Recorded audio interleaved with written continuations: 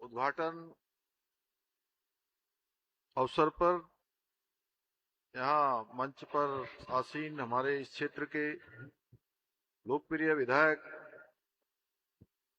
आदरणीय उमेश शर्मा काऊ जी, अध्यक्ष एशियन स्केटिंग यूनियन के चेयरमैन श्री माइक चोंग जी,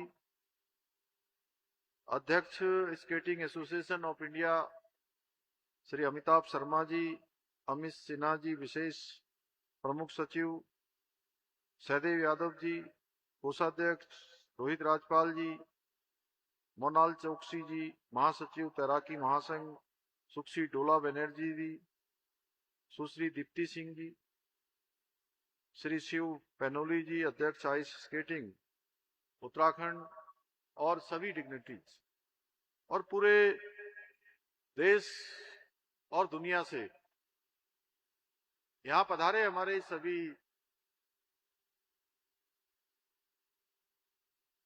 प्रशिक्षक एवं सभी महानुभावों का मैं आज इस अवसर पर बहुत स्वागत करता हूं, सबका अभिनंदन करता हूं और Asian open short track speed skating trophy के इस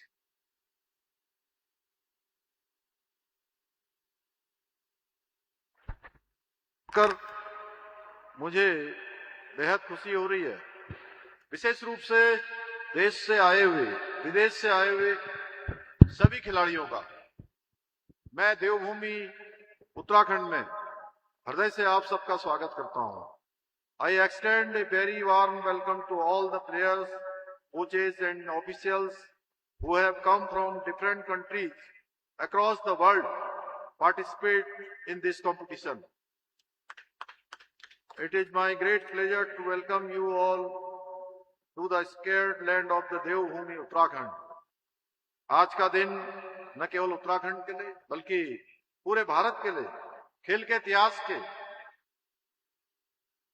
एक स्वर्णिम दिन के रूप में जाना जाएगा। हमारे लिए ये बेहद गर्व का विषय है कि उत्तराखंड को Asian open short track speed skating trophy जैसी प्रतिष्ठित अंतर्राष्ट्रीय आयोजन की मेजबानी की जिम्मेदारी मिली है।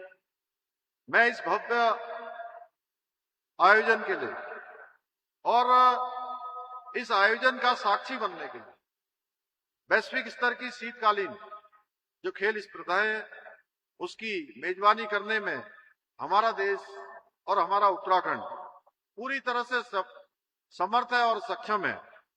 जैसा कि आप सभी जानते हैं, खेल सीमाओं से परे जाकर पूरे विश्व को एक सूत्र में बांधने का काम करता है और मुझे विश्वास है कि इस सफेद बर्फीले मैदान पर हो रहा यह आयोजन विश्व को शांति का संदेश देगा।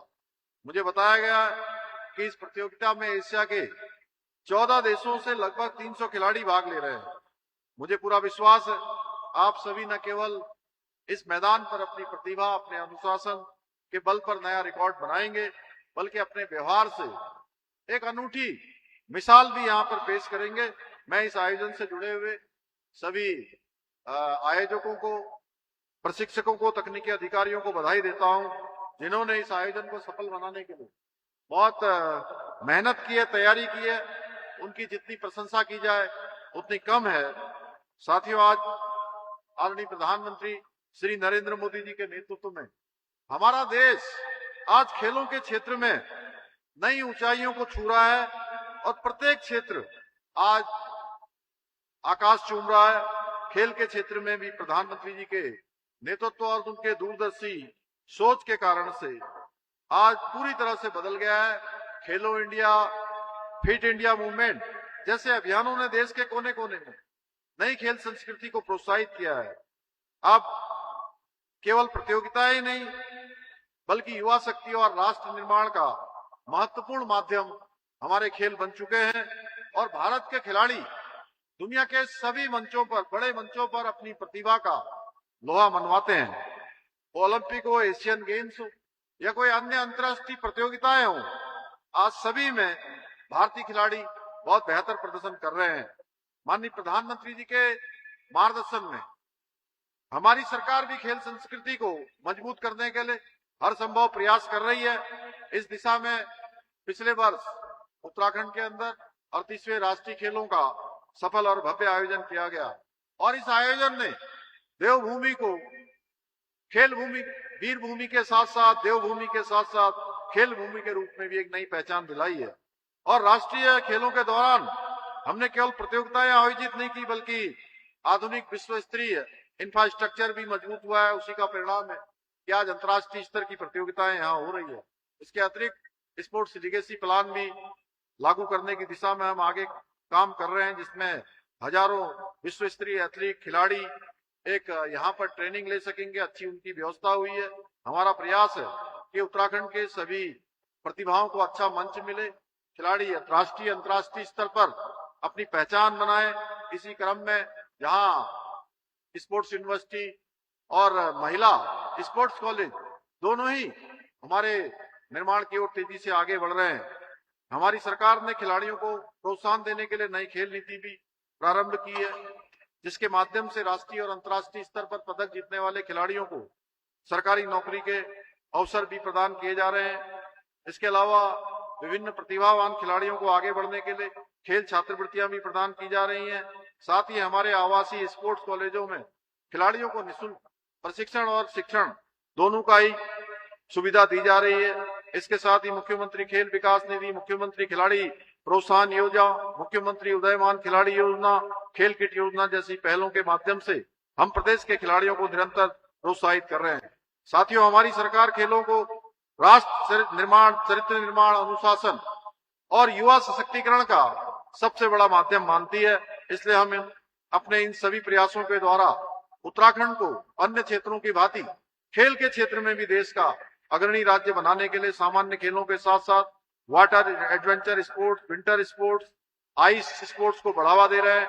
हमारा प्रयास है कि उत्तराखंड आने वाले समय में देश में ही नहीं बल्कि दुनिया भर के खिलाड़ियों के लिए एक पसंदीदा खेल प्रशिक्षण का केंद्र भी बने।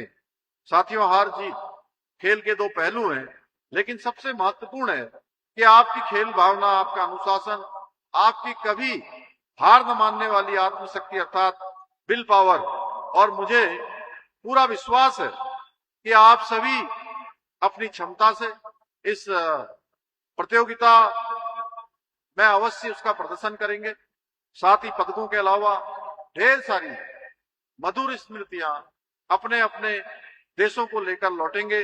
इन्हीं शब्दों के साथ मैं एक बार फिर से Asian open short track speed skating trophy के सफल आयोजन की कामना करते हुए इस प्रतियोगिता में भाग लेने वाले सभी खिलाड़ियों को, के प्रशिक्षकों को, आए हुए सभी महानुभावों का एक बार फिर से यहाँ स्वागत करते हुए, उन सभी का अभिनंदन करते हुए, अपनी ओर से बहुत शुभकामनाएं देते हुए मैं अपनी बात को समाप्त करता हूं। धन्यवाद।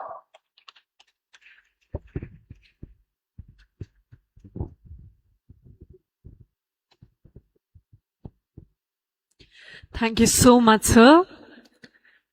Due to the